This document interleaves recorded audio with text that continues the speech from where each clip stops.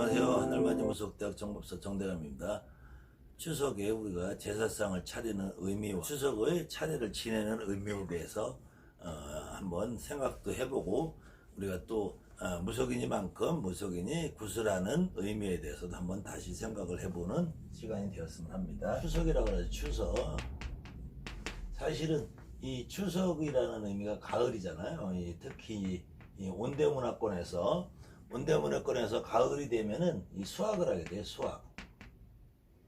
물론 이 열대 지방에서도 이렇게 가을이 되면은 오히려 이제 건기라고 그래서 열대 지방에서도 사실은 우기와 건기가 있어서 사철 매 1년 내내 뭐 모든 작물이 자라고 뭐 수확하고 하는 것 같지만 실질적으로는 열대 지방에서도 우기가 지나면서 건기가 돼서 수확하는 어떤 그 과일이나 열매 이런 것들이 훨씬 더 많아지죠. 그래서 열대지방에서도 더운 우기에는 자라나고 조금 열대도 이제 아열대, 그 다음에 좀 완전히 적도부근으로 가면 완전한 열대지방은 또 좀 틀리지만 이 동남아시아 같은 아열대 기후들은 우기 건기가 뚜렷하기 때문에 열대 몬순 기후가 있는 데들은 우기에는 자라고 건기에는 수확을 하는 그런 것도 영향이 있는데, 그래도 지금 우리가 추석이나 추수감사제를 지내는 그런 문화는 거의 이 온대권 지방에, 그래서 지금 유럽을 비롯해서 중국, 한국, 일본까지 이어지는 이 온대문화권에 속하는 것이고요. 이 온대권 문화에 속하는 사람들이 살면서 거의 추수감사제라는 것을 하게 되는데, 이 추수감사제를 이제 서양에서는 땡스기빙 데이라고 하죠. 땡스기빙 데이. 똑같은 말인데, 감사하는 날, 감사의 날. 그래서 사실은 이 우리가 지금 현재 하고 있는 굿 역시도, 굿도 사실은 본 의미는 이 추수감사의 의미가 가장 크다고 할 수 있어요. 그래서 이 굿을 우리가 다른 말로는 천신이라고 해요. 천신.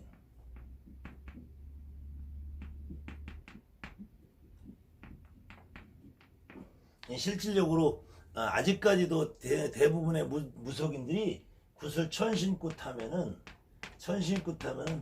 이 천신에게 무엇을 드리고 올리고 바치고 하는 천신굿이라고 잘못 이해하고 있는데, 원래 굿의 천신이다 하는 말은 드릴 천자, 드리다 바치다, 드릴 천자에다가 새로울 신자라고 해서 새로 수확한 음식을 신령님에게 가장 먼저 드린다. 그래서 이 천신굿이라고 해야 돼. 천신. 지금 현재는 이 천신굿이라는 의미가 보편적인 의미에서 제수굿이라는 의미로 잘못 이해되고 있는데, 실제로 지금 현재 우리가 행해지는 굿은 뭐 사철, 예전에는 이렇게 계절의 변화에 따라서 봄에 수확하는 과일, 음식, 뭐 봄에는 보리나 밀을 수확하고요. 그때는 딸기나 이렇게 뭐 참외들이 점점 나오기 시작해서 참외, 수박으로 이렇게 나가기 때문에, 그래서 봄에 계절별로 수확하는 음식이 다르기 때문에 봄에는 뭐 진달래 화전맞이, 이름도 그렇습니다. 그래서 봄에는 진달래 화전맞이, 5월은 앵두천신, 6월은 밀천신, 7월은 수박단장 참외천신, 그 다음에 8월 이렇게 해곡맞이, 오곡맞이, 해곡맞이, 신곡맞이 이런 말들을 쓰게 된 거예요. 그래서 뭐 동지에는 뭐 백설맞이다, 정월에 백설맞이다, 이렇게 각 계절별로 월별로 우리가 같은 천신굿을해도 가장 그 시기에 새로 나온 음식을 신령님에게 먼저 올려드리는 것이 천신의 의미가 있었고요. 그 천신의 의미를 가장 크게 담아있는 우리 민족의 어떤 재래문화라는 것이 결국은 사실 추석이라는 의미고요.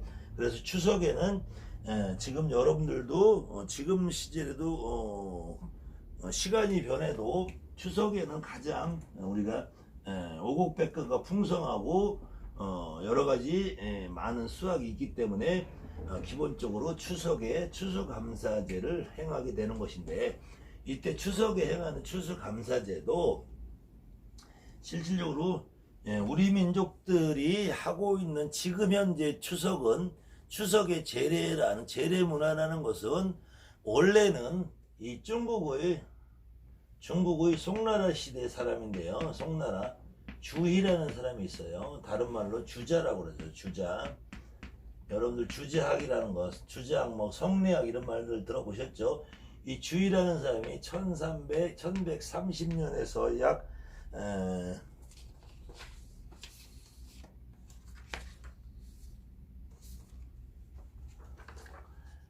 주희가 1130년에서 1200년까지 약 이렇게 70년간을 살으신 분인데, 이때가 아마 송나라면은 우리 이 땅은 아마 고려 시대가 될 거예요.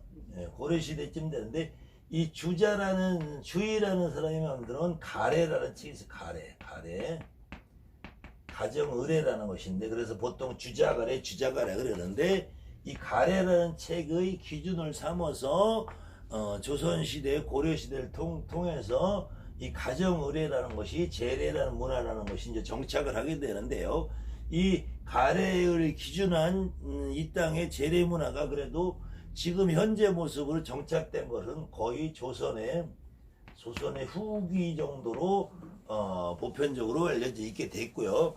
그래서 추석 때 제사를 지내는 문화가 사실은 우리 고유의 문화라기보다는 이거 역시 또 중국에서 들여온 문화인데, 오히려 중국에서보다 한국에서 훨씬 더 가장 엄격하게 발달을 해서 이 동남아시아, 동북아시아, 이 중국을 비롯한 몽고, 만주, 그다음에 일본, 베트남 이런 어떤 모든 나라를 통틀어서 이 대한민국만큼 조선시대만큼 이 가래에 대한 정확한 의법과 예법이 주자가래에 나오는 모양의 가장 흡사한 모습으로 발전이 돼서 지금까지도 정착된 문화는 아마 이 땅에 대한민국이 가장 정통이 있을 거예요. 근데 사실은 이거 역시도 이것이 우리 고유의 문화라고 하는 것보다는 원래 중국에서 들어온 문화인데,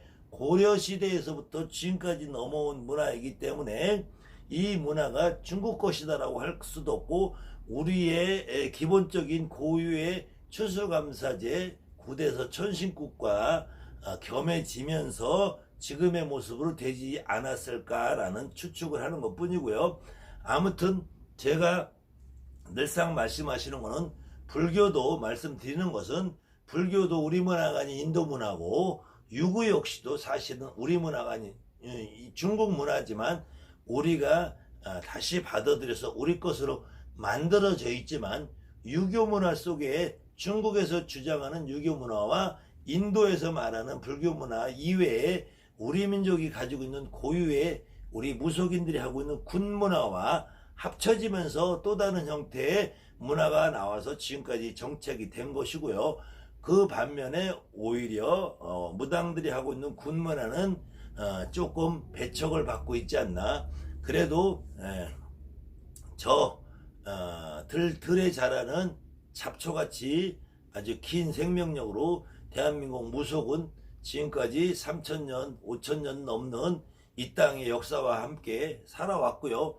앞으로도 영원히 5000년, 10,000년 이상을 이어갈 것이라고 저는 자부합니다.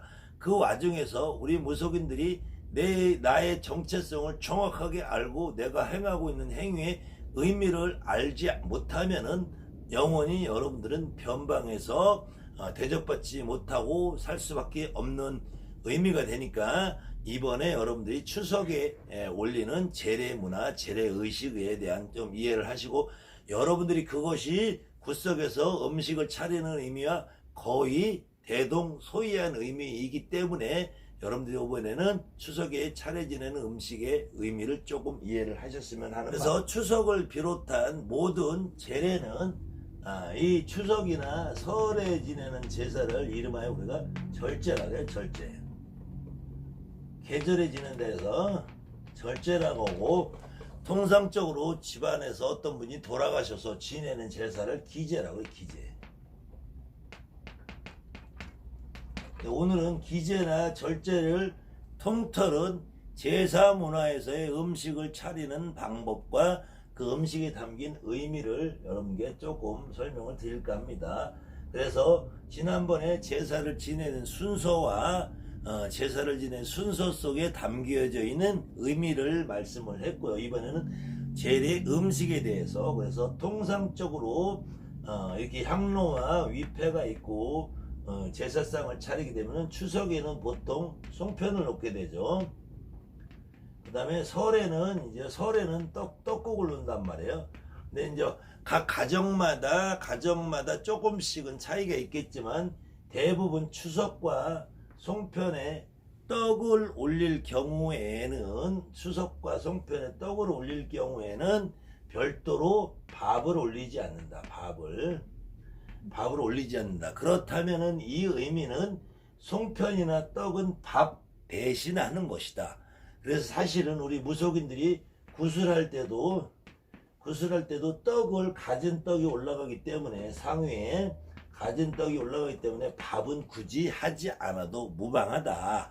그런데 밥을 하시는 분들은 밥을 한다고 해서 잘못될 건 아니니까 밥은 굳이 안 해도 무방한 것이다 라고 여러분들이 이해를 하면 되겠고요. 그래서 밥을 어느 경우는 몇 그릇 하느냐 고민하시는 분들인데, 우리가 보편적으로 소당, 중당, 육당으로 해서 3그릇씩 9그릇을 놔도 되고요. 단지 합쳐서 3그릇을 놔도 되고요. 3그릇씩 해서 6그릇을 놔도 되고요. 다시 또 조상상이나 본향상을 할 경우에 이때 역시 3그릇이나 6그릇을 놓으면은 충분하다. 그때 이 밥은 떡이 올라가면은 생략해도 무방하다. 그렇게 여러분들이 제례상과 굿상을 비교해서 이해를 하시면은 크게 무리가 없을 것 같은데요. 그래서 우리가 제례상을 이해를 하면은 굿상의 상을 차릴 때도 그렇게 복잡하고 어렵지 않게 차릴 수 있습니다. 그래서 가장 기본은 홍동백서라는 것이 여러분 알겠죠? 홍동백서. 그래서 홍동백서라고 할 때는 붉은색 과일은 동쪽에 배치를 하고 하얀색 과일은 서쪽에 배치를 한다. 그래서 기본적으로 붉은색 과일이 동쪽으로 가기 때문에 사과가 이렇게 오고요.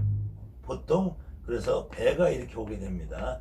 그런데 이제 사과, 배가 이렇게 놓이게 되면은 그 이후에는 또 다른 법칙이 적용이 되죠. 조율시라고.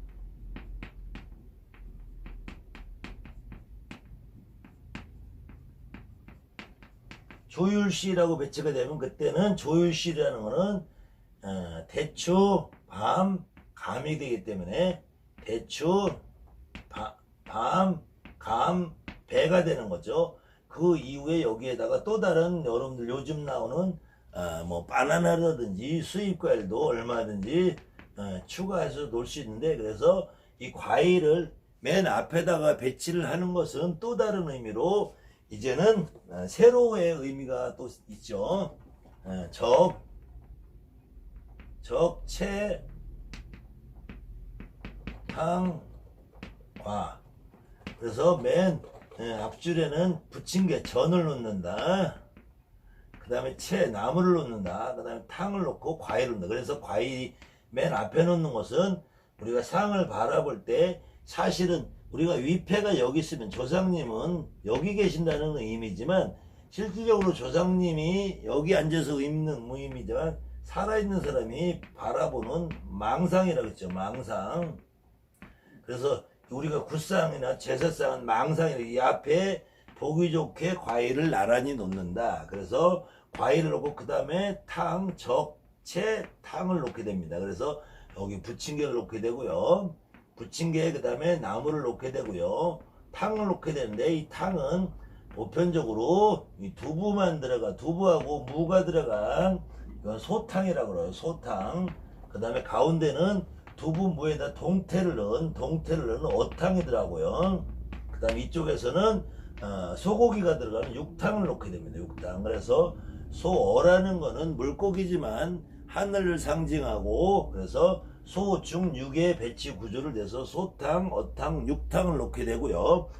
나무를 놓더라도 도라지, 고사리, 숙주 이런 순서로 놓게 되면 큰 무리가 없을 것 같아요. 부침개도 마찬가지겠죠. 여기다 놓을 경우에 소전, 어전, 육전을 해서 놓는다면 큰 무리가 없을 것이요. 이때 여기에 평소에 기제사가 되면은 이 매라고 그래서 밥을 놓게 되죠. 밥.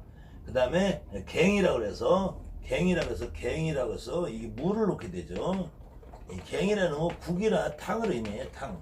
대신에 물을 놓더라도 이것은 갱이라고 불러서 갱물을 놓게 되죠. 단지 이때 기제사에서는 한 분을 모시니까 밥 한 그릇, 갱 한 그릇이 되는 것이고, 추석이 됐을 경우에 원래 조선시대에서는 경국대전이라는 책에서, 경국대전이라는 건 어왕님이 만든 지금의 헌법 같은 책인데 여기에서 경대부는 4대 봉사를 하고 서민은 4인이라고 그래서 서민은 2대 봉사를 한다고 그래서 서민은 부모의 제사만 지내고 경대부는 고조 할아버지까지 제사를 증조, 부모 할아버지 증조 고조까지 이렇게 4대를 제사를 지내는 것이다. 그렇게 돼 있기 때문에 평상시에 추석이나 설의 절제에, 우리가 절제에 해당이 될 때는 위패를 내구가 돼서 8분이 되겠죠. 8분이 부모, 할아버지, 그 다음에 증조, 고조까지. 그래서 좌존 우비해서 왼쪽이 어른이 되는 4대 할아버지, 이쪽이 부모님이 되겠죠. 부모님이. 이렇게 위패를 모셔놓게 되고요. 이때 우리가 제사를 지낼 때 음식의 의미를 조금 설명을 해볼게요. 기본적으로 조율시를 하는데, 요 조율시에서 시와 이는 사람에 따라서 이시가 맞다, 조율 이시가 맞다, 시가 맞다. 조율은 똑같아요.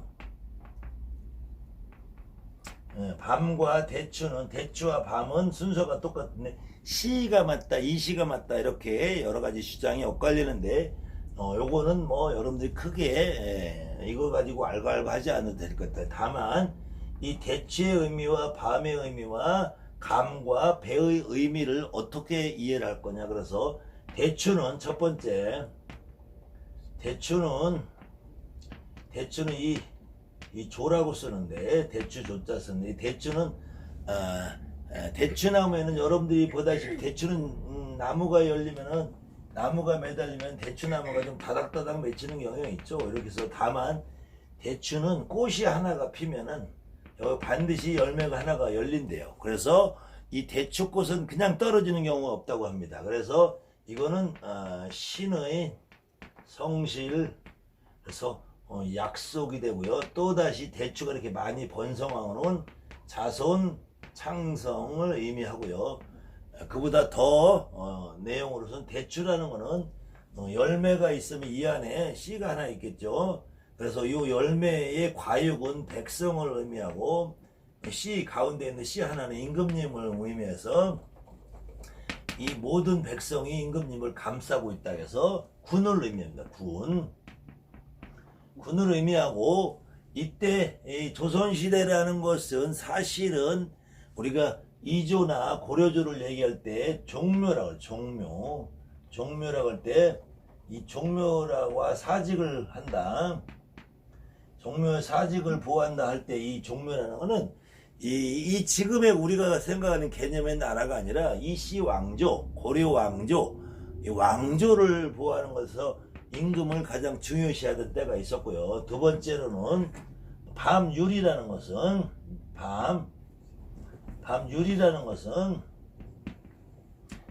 사실은 밤은 이 밤알이 하나 떨어져서 이 땅 속에서 뿌리가 자라고 열매가 맺고 해도 이 안에 생밤이라고 해요. 생밤, 이 뿌리밤이 된 씨밤은 이 밤이 뿌리가 뻗고 자라고 해서 몇천 년이 흘러가도 이 생밤은 이 밤의 형태를 그대로 유지한답니다.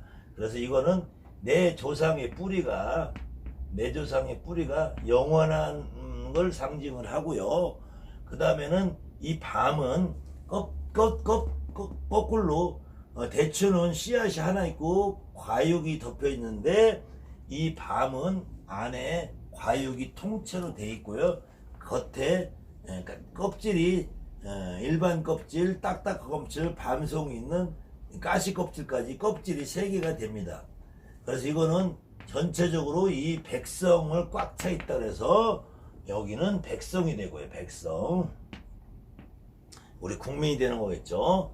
그 다음에 세 번째로는 감이 되는데 감은 우리가 감의 씨앗을 보면은 감 씨앗은 이렇게 보면은 통상 8개가 들어가 있어요. 그래서 8개가 들어가 있어서 요거는 이 나라 팔도를 의미한다. 팔도. 팔도를 의미해서 이 땅을 의미한다. 땅. 이 국토를 의미한다. 국토. 그래서 임금과 백성과 땅을 의미한다. 그래서 팔도를 의미하고요. 그 이 또 감씨를 만약에 쉽게 내면은 이 감에서 저절로 감이 되는 것이 아니고 감은 나오면은 어떤 감을 심어도 이것이 고염이 된다. 고염이라는 건 여러분들 아시죠? 아주 작은 거. 대추만 하기도 대추보다 더 적은 은행할 만한 것이 이렇게 붙어 있는데 그래서 한 3년 정도 고염나무가 자라면 여기다가 감나무 가지를 접을 붙여 줘야지 감이 된답니다. 그래서 요거는 이 국토를 의미하기도 하고 인간으로 치면은 배움 그 다음에 경험 내가 살아가면서 습득해야 될 지혜를 의미한다고 그래요. 그 다음에 네 번째로 배 역시 이렇게 과육이 있으면은 씨를 잘라보면은 이렇게 6개가 있게 되죠. 6개가 있게 되는데 이 6개는 조선시대 개념으로 6조 판서라고 그래요. 지금으로 말하면은 국방 분야, 교육 분야, 내무 분야, 재무 분야 하는 것처럼 이때 이조, 호조, 예조, 공조, 병조 까지 얘기하는 우리가 6조 판서를 의미해요. 그래서 신하를 의미한다. 신하. 그런데 또 이 배는 전체가 거의 90%가 수분이 돼 있어서 물을 의미하고요. 우리가 물은 가장 중요한 것이고 생명을 의미하는 것이요. 그 다음에는 배의 껍질은 노란색이요. 과육은 하얀색인데 그래서 배의 껍질은 우리의 피부를 의미하고 이 배의 과육이 하얀 것은 우리가 백의민족임을 의미한다. 백의민족. 이런 내용의 의미로 우리 조상님네들은 조율시이를 썼다. 상체리는 기본 원칙에 대해서 좀 배워볼까 합니다. 아까 홍동백서 있죠.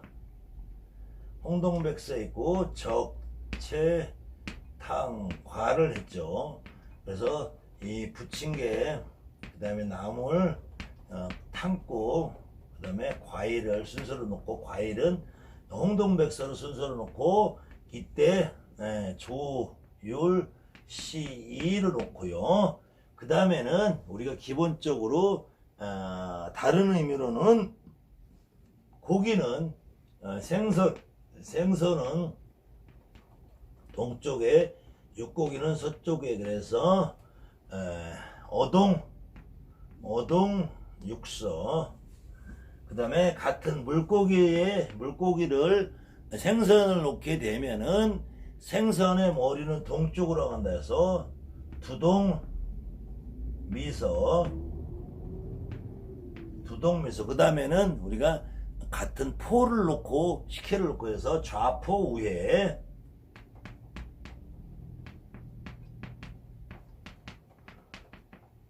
좌포우회를 쓰는데요. 해가 이렇게 쓰는 해가 있고요. 이렇게 쓰는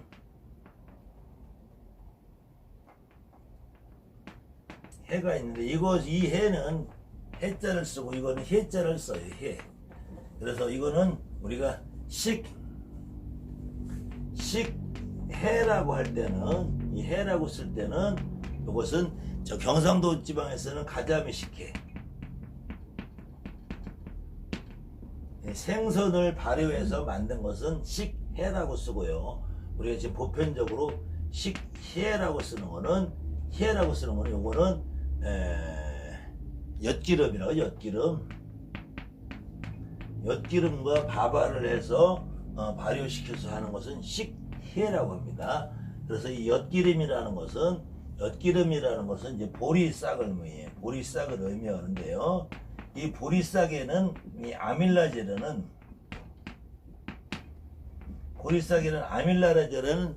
효소가 있어서, 이 효소가 녹말을 당분으로 분해하는 효과가 있어서, 여러분들 혹시 초등학교 때 요도에다 녹말을 뿌려서 보라색으로 변하는 실험을 해본 기억이 나는지 모르지만, 우리가 밥알을 입에다 이렇게 씹어서 뱉어가지고 거기다가 요도용액 뿌려 보라색으로 변하는 거, 그것이, 밥알은 전분인데 우리 입속에 있는, 침 속에 있는 이 아밀라제라는 효소에 의해서 전분이 당분으로 바뀌게 됩니다.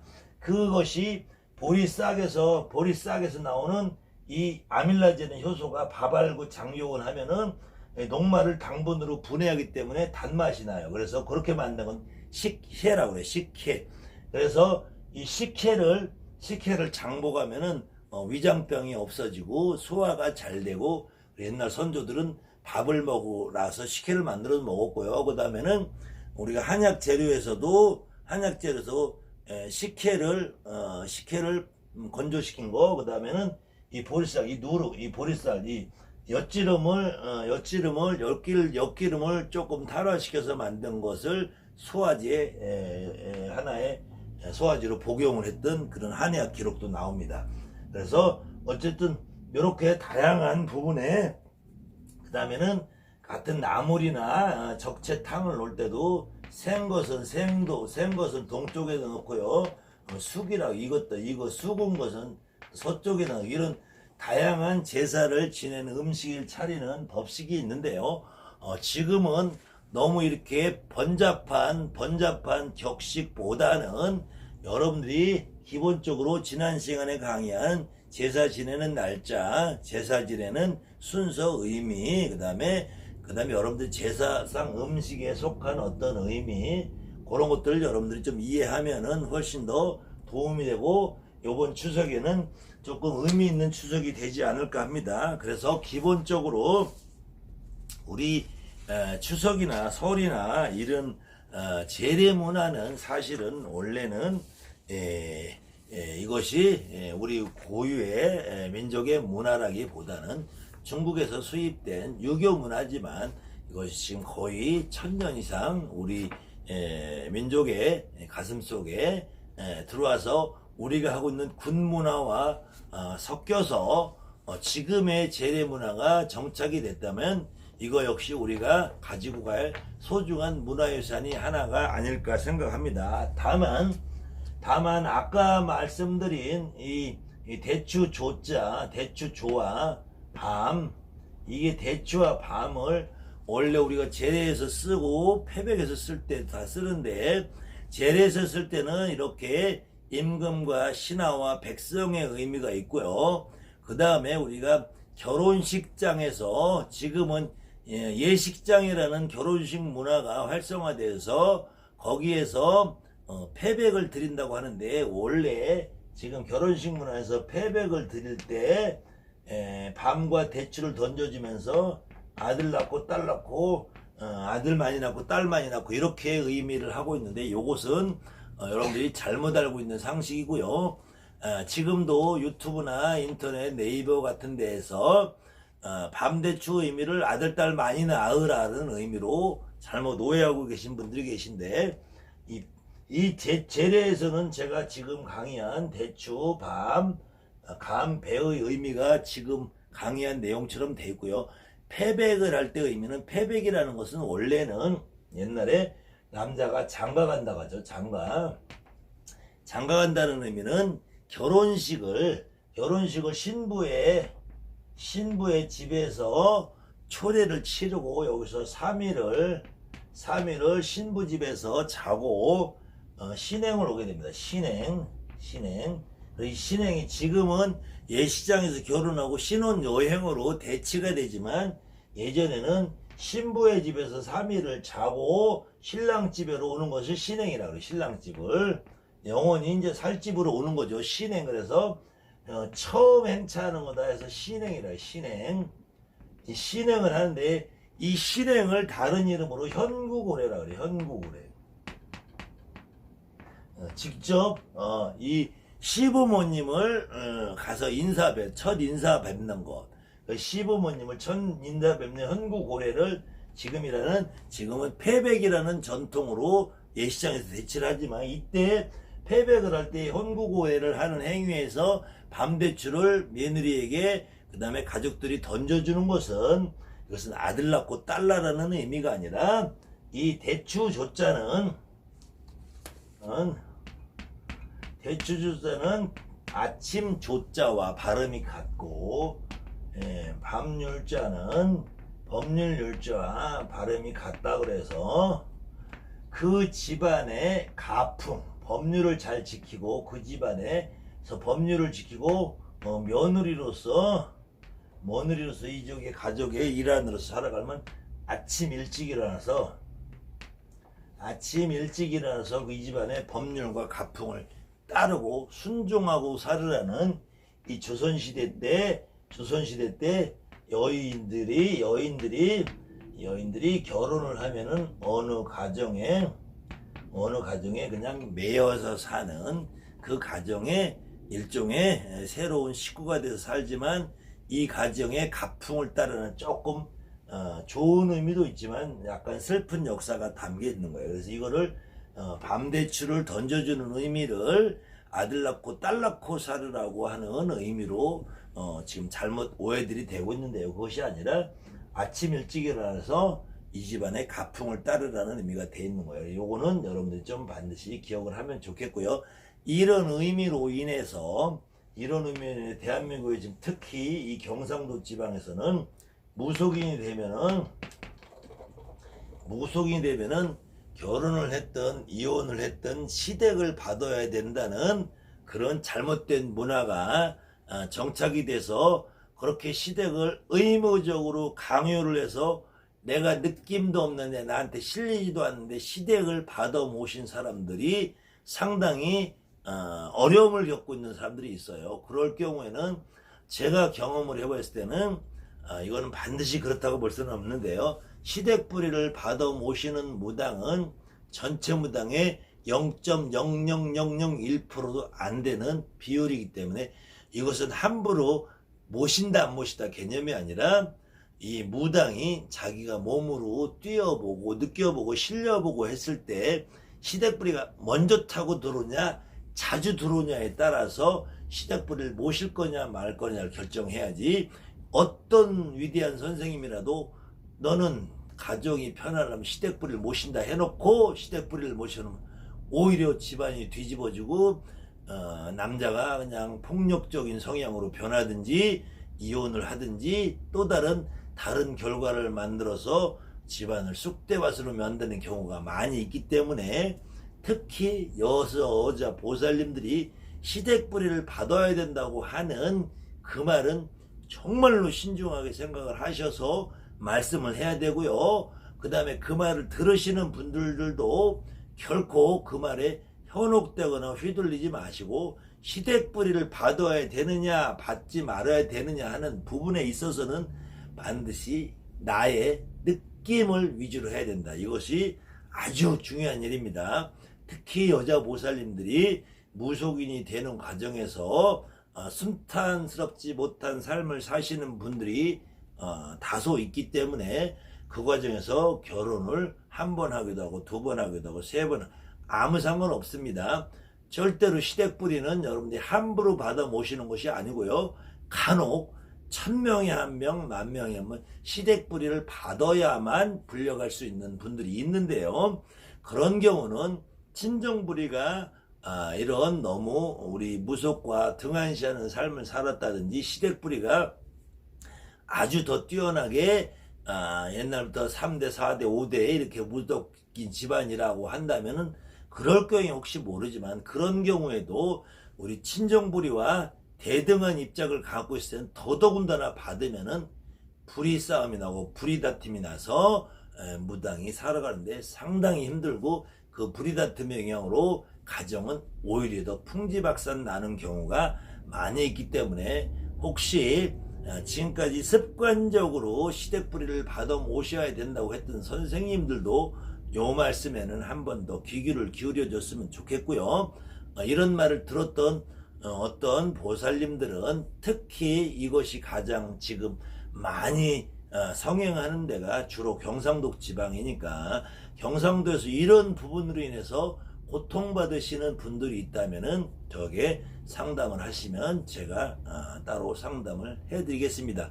아무튼 이렇게 우리가 재래문화를 이해하고 군문화를 이해했을 때 우리가 하고 있는 행위에 대한 의미를 깨우치고 우리가 하고 있는 행위에 어떤 의미를 이해하고 나면은 거기에 따른 결과가 훨씬 더 좋을 것이요. 그렇게 결과가 좋았을 때 우리 집에 다니는 손님, 제갓집들이 좋은 일이 날 것이고 그렇게 좋은 일이 많이 났을 경우에 우리에게 돌아오는 또 반대급부가 있어서 우리는 그런 보람과 거기에서 발생되는 어떠한 수입적인 문제로 인해서 우리도 조금 더 나은 삶을 살 수 있을 것입니다. 여러분들이 그런 원칙과 의미를 이해하지 못하고 하는 한은 영원히 우리 집에 다니는 손님들도 좋은 일이 일어날 수가 없고요. 그 좋은 일이 일어나지 못한다면 그로 인해서 파생되는 나에게 감사 표시를 하는 그런 의미도 거의 사라지게 될 때이고 나를 다른 분에게 권유해서 소개하면서 손님이 늘어나고 그 손님이 늘어나서 서로 잘 돼서 윈윈하는 그런 나의 삶이 되지 못하기 때문에 우리가 점점 더 힘든 삶을 살 수밖에 없어요. 그렇기 때문에 여러분들이 이런 의미를 충분히 이해하고 공부를 하셔서 내가 지금 하고 있는 일이 무엇인가를 한번 생각해 보신다면 여러분들이 크게 잘못될 일은 없을 것입니다. 오늘도 하늘만이 무속대학 정법사 전대감습니다. 감사합니다.